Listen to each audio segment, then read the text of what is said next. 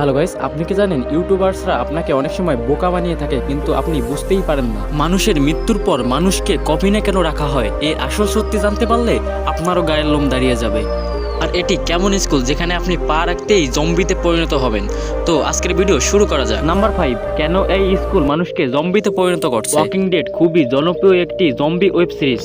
এটির VFX artist personally ভাবে প্রত্যেক সিজনের পূর্বে একটি স্কুল বানিয়েছিল যেখানে মানুষকে জম্বির মতো চলাফেরা এবং অন্যান্য জিনিস শিখিয়েছিল, যার কারণে এটির সিন অনেক বেশি রিয়েলিস্টিক লাগতেছিল। কমেন্ট করে অবশ্যই জানাবেন ওয়াকিং ডেড কে কে দেখেছেন। নাম্বার 4, আপনি হয়তো জানেন ড্রাইভার স্ট্রাইকের কারণে তেলের ঘাটতি দেখা দিয়েছে, যার কারণে এই ভাইসাব ঘোড়া নিয়ে বেরিয়ে পড়েছে খাবার ডেলিভারি করার জন্য, যেটি বর্তমান সময়ে অনেক ভাইরাল হচ্ছে। এখন তো দেখছি খাবারও রয়্যালভাবে ডেলিভারি দেওয়া হচ্ছে।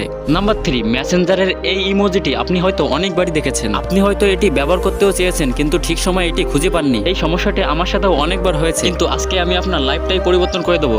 এই ইমোজিটার অ্যাকচুয়াল নাম হচ্ছে মোয়ে। এটি রিয়েল লাইফ স্ট্যাচু থেকে ইন্সপায়ার্ড হয়ে বানানো হয়েছে। এটি একটি আইল্যান্ডে দেখতে পাওয়া যায়। এটির অর্থ স্ট্রেংথ আর স্পিরিচুয়ালিটি বোঝায়, তাই মেন্টাল স্ট্রেংথ আর সিগমা ভিডিওতে এটি দেখানো হয়ে থাকে।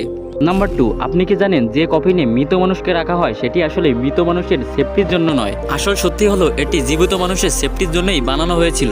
অনেক লোকের ধারণা কফিন হয়তো বন্যপ্রাণী আর চোরের হাত থেকে রক্ষা করার জন্য বানানো হয়েছিল, কিন্তু বাস্তব চিত্র সম্পূর্ণই আলাদা। কফিন তো এই জন্যই বানানো হয়েছিল যাতে মৃত ব্যক্তি কফিন থেকে উঠে না এসে জীবিত মানুষকে ভয় দেখায়।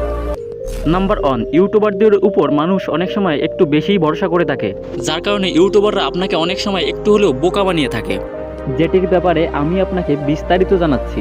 সবার প্রথমে শুরু করা যাক মিস্টার ইন্ডিয়ান হ্যাকারকে নিয়ে। মিস্টার ইন্ডিয়ান হ্যাকার একটি সিরিজ নিয়ে আসে যেখানে তিনি ঘোস্ট হান্টিং দেখাচ্ছিলেন, যেটি দর্শকদের অনেক বেশি ফেক লাগতেছিল। ভিডিওতে সবার অ্যাক্টিং দেখে সকলেই বুঝতে পেরেছিল যে এটি ফেক ছিল।